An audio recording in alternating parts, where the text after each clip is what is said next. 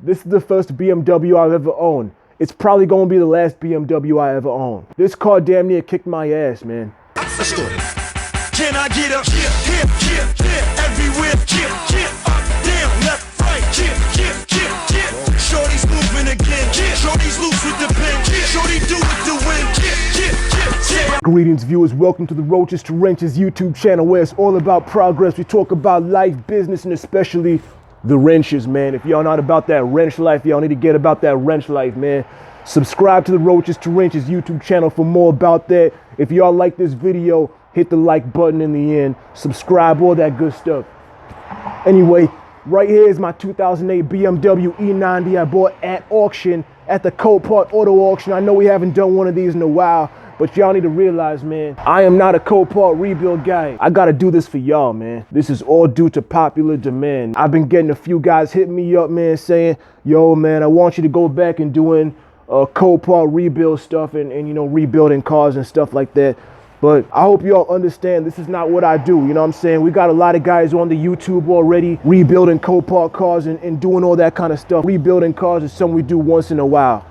Anyway, this right here is a 2008 BMW E90. I bought it at Copart, and I got this car for $1,500. Yes, you guys, $1,500. We all about the budget around here. And by the way, this $1,500, this is out the door, all right? So even after the fees, after everything, after all the BS, I got this thing for $1,500. How'd I get it for so cheap, you might ask?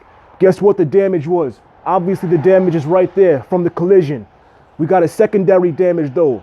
Mechanical. The car would not run right. It was bad. So I'm gonna run you through a little recap of how I got it and how I got it to this point where I got the mechanical damage pretty much fixed already. So here's what I did.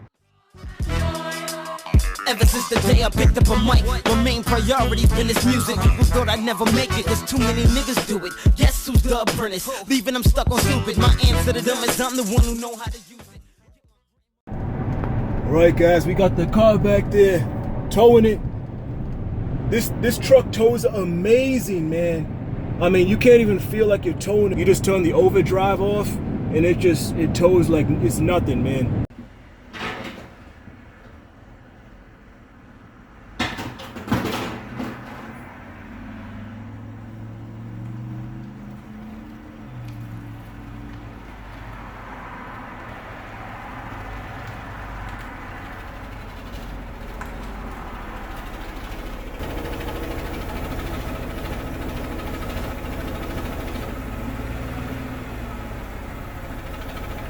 Well, we did it. Boom, boom, boom. That's the collision right there. It also runs like piss though, so it got some other issues with it. I saw this car. I went to go look at it at the yard. Obviously, I could already tell. Once I got this thing to run, I could tell why it had mechanical damage. The thing run like it had a dead misfire. 2 cylinders were completely gone, like gone. I ended up taking a chance on this one because I saw other people were not going to bid on this car because of the mechanical damage. You see, people like the easy way out, man. People don't like the mechanical damage, man. But I'm a mechanic, so I'm willing to take on challenges like this, man. Because guess what? It's a higher risk, but it's a higher reward. I ended up taking the gamble on this thing. Now, back in the day when I was buying cars from Copart all the time, I would have to pay for them to transport it over here. If y'all don't know, I have a 2006 Ford F-150. I pretty much fixed the engine on that one. It has so much of issues. Now, if y'all don't know about my Ford F-150, y'all need to get your head out of your ass and subscribe to my YouTube channel and go watch all my old videos, man, about getting this truck running, man.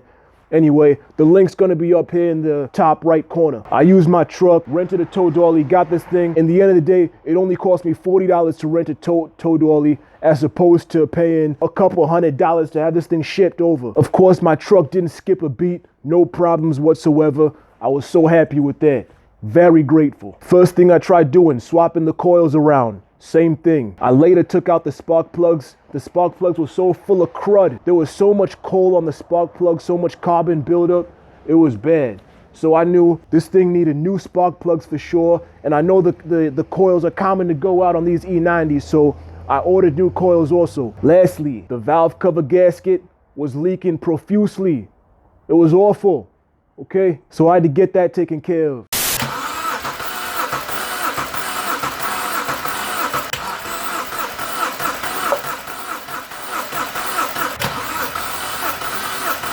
Okay guys, it looks like we're going to be looking at a new valve cover gasket, new spark plugs, and new coil packs. There was way too much carbon buildup on the spark plugs. I've never seen that before, so I have to assume those are going bad. That's the issue. Everything checked out, compression checked out. All I see is the valve cover leak, and the spark plugs have carbon buildup on it. I gotta order the parts, and then next time we're gonna be installing everything, make sure it all looks good. Just to tell y'all about all the work I had to put into this engine. On the surface, it doesn't sound like much. New valve cover gasket, spark plugs, ignition coils.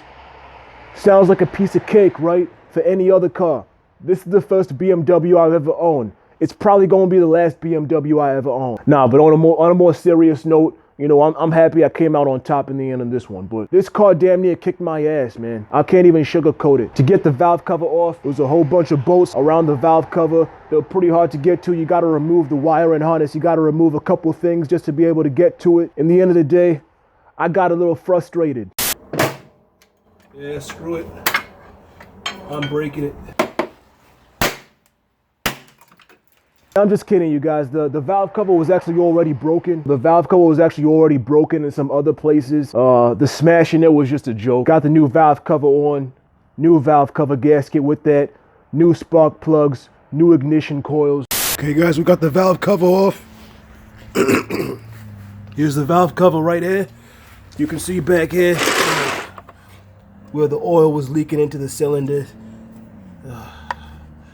See there? It's all right there. If you come over here, look into see where the valve cover was leaking, all right there.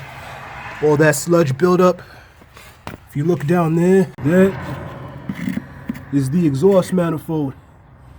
You can see where the oil was leaking on the exhaust manifold and all the subframe components. So the good thing about oil leaking on your subframe is the subframe's never gonna rust, but you don't wanna leak oil. So we're gonna replace this and get it all sorted. Several days later. So we finally got a valve cover gasket, got that put on. Up here we got NGK spark plugs, we're gonna throw those in. Okay, I got the little aluminum housings all swapped over on the inside of the new valve cover. So let's go install this thing inside the car.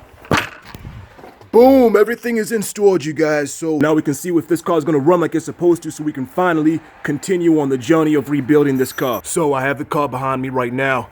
New valve cover gasket, new spark plugs, and new ignition coils. Is it gonna run? It's time to find out. Let's go turn the key right now. Well, actually, we don't turn the key. It's got a push button start, but let's go see if it's gonna run like it's supposed to. I'm gonna assume the battery is a little low because I haven't ran this thing in a while, so I'm just gonna go ahead, get this jump pack all hooked up. So right here, take this cap off.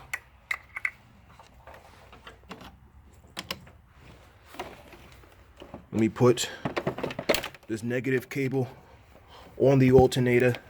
Let's turn this thing on. Let's go.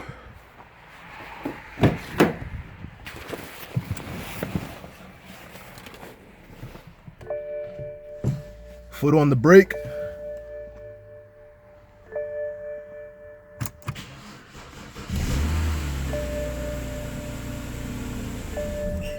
Oh. Let me try that again.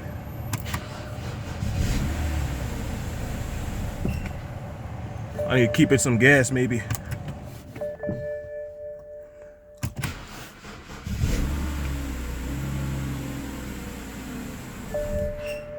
Uh-huh.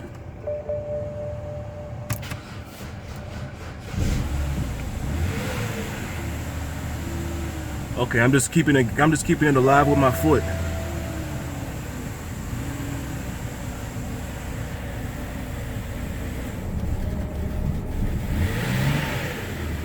Okay, I'm keeping it alive with my foot. Yeah, we have a service engine soon. We have the brake light on. We got a lot of smoke coming from up there. Okay, well, the dead misfire is definitely gone, so I think we're good. We just have a few things we gotta knock out. I know there's a vacuum leak for sure. Okay, it doesn't look like there's any more smoke coming up from up there.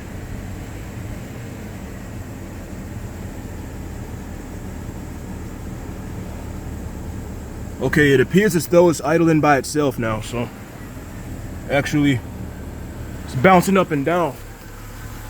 Let's go up here. Okay, we got a huge oil leak. Whoa. Oh, wow. Oh, dear. Okay. Well, we have a very bad oil leak right there.